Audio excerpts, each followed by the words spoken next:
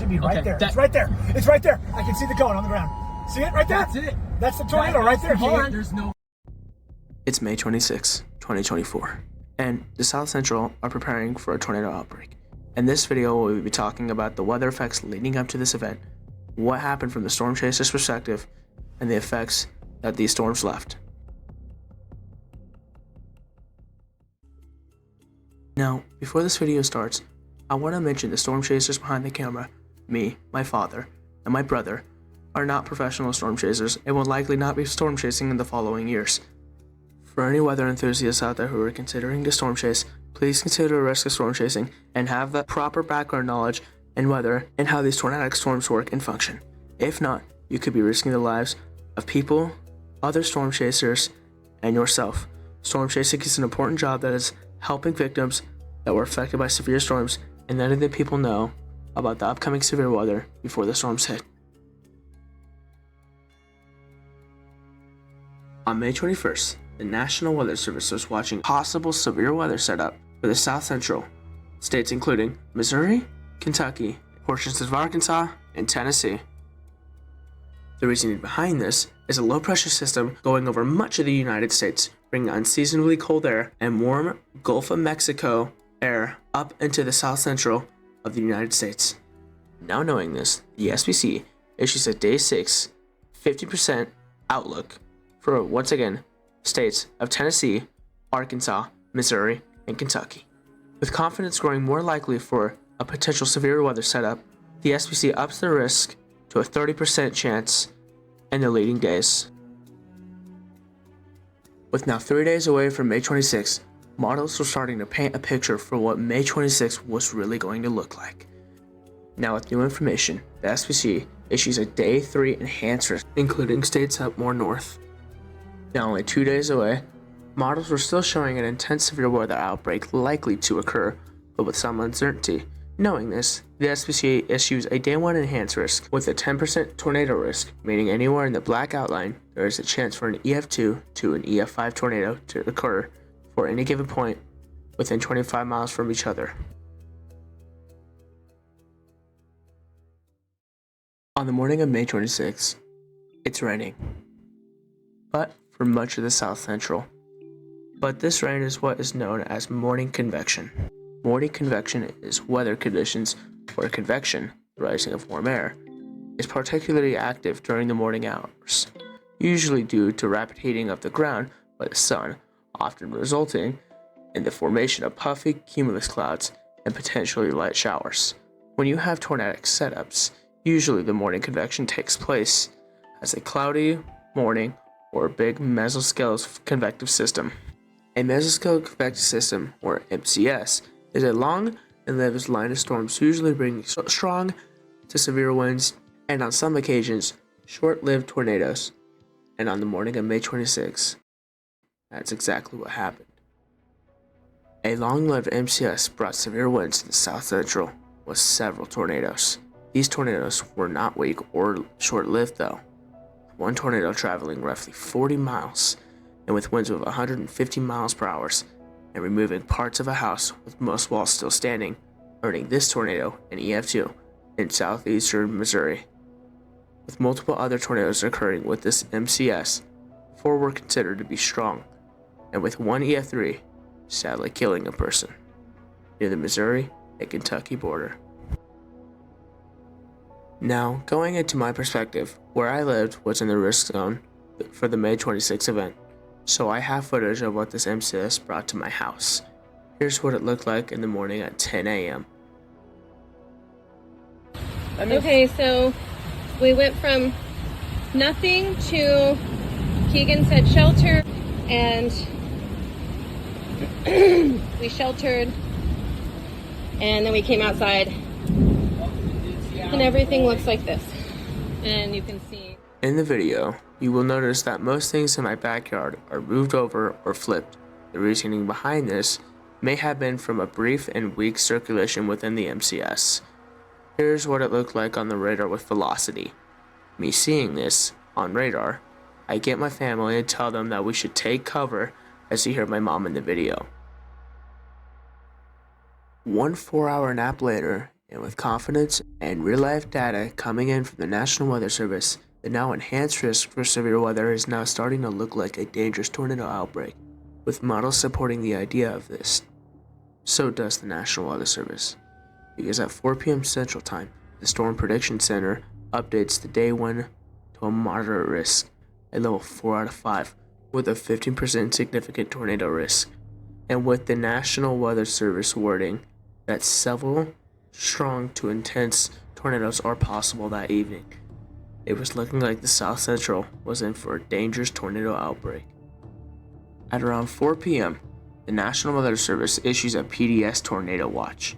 PDS meaning particularly dangerous situation, and at this time is when the chase began. The target area was clear. Storms were expected to form around Paducah, Kentucky, and fast. While on the road to the target area, the National Weather Service puts out a mesoscale discussion about open warm supercells capable of all severe hazards, including strong tornadoes, will likely develop soon, with a tornado watch downstream likely. Without a cloud in the sky, it looked like today was going to be a bad day.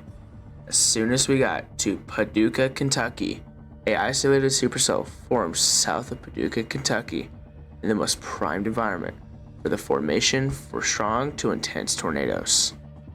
This was a reaction. Alright, recording.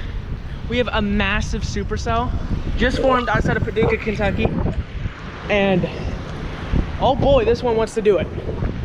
This one wants the tornado. It's gonna pass us, but bro, We're probably gonna fucking that is insane. I know. Close. I think it's right behind. We stopped at a gas station to let the core of the supercell pass over, and had a lovely talk with the tornado siren. After we let the core of the supercell pass, we positioned ourselves above the highway for a perfect clearing, looking out at the wall cloud of the storm. Hey guys, we got a wall cloud here.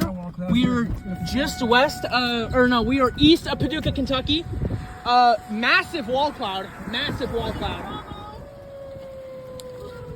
Now I want to mention how lucky we were to see a site like this in Dixie Alley. Most supercells in Dixie are rainy messes and are almost impossible to see. So to see the true beauty of the supercell in Dixie Alley is truly a rare sight. And in meteorological terms, this would be a low precipitation supercell, or LP for short.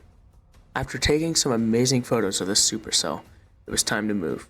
We aimed towards the back side of the wall cloud so that we weren't in the direct path of the soon-to-be tornado. And this was our view from the back side. Yep, this could form here. Oh, that was amazing! That's gonna be loud as crap. Oh, I got it on camera too. That's the sound of the bomb. Oh my God! Hold you guys. Woo! Scott McKenzie! Now, seeing a massive CG plus bolt come out of a wall cloud was one of the coolest things I have ever seen. Not to mention my past experience with CG plus lightning. Oh my gosh! I got that in slow. Holy! So yeah, I'm pretty much traumatized after that. After this clip, we decided to follow the storm behind slowly.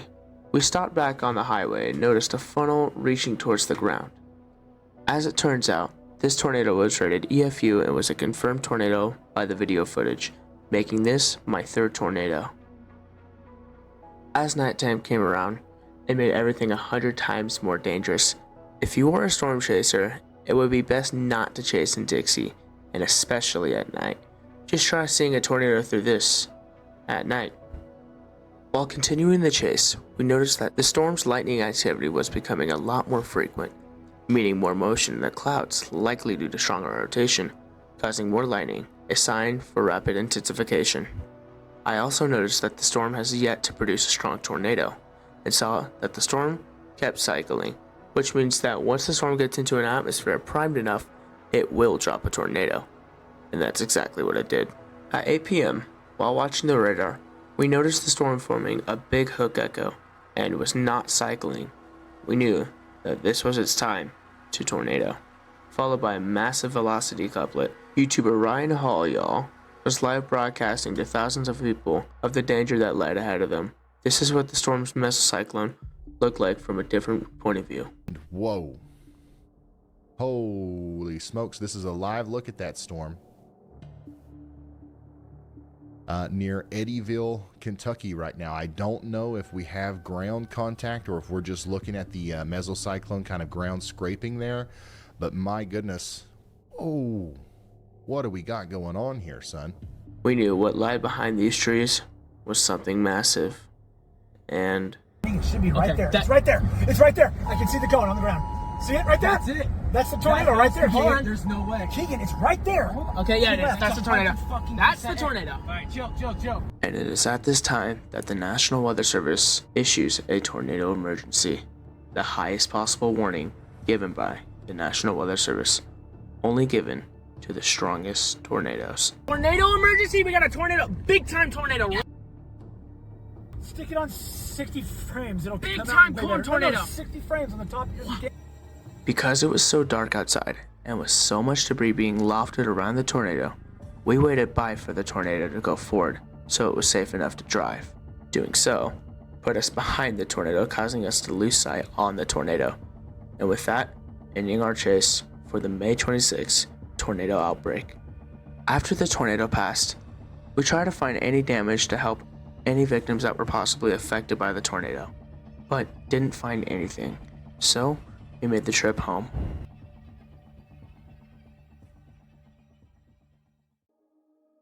After May 26, storm survey teams go out to where the tornado happened. They find that this tornado traveled 34 miles, with a measurement of 3/4 of a mile wide. Peak width of the tornado, with max winds of 160 miles per hour. This tornado earned an EF3, badly destroying houses and sadly killing one person. The Eddyville tornado will be known as the strongest tornado of the day on May 26, and a tornado at a near track of the Mayfield, Kentucky EF4 tornado. This tornado will sadly be remembered by the victims of this tornado who are making a swift recovery, and we send our prayers out to you as you go through these tough times.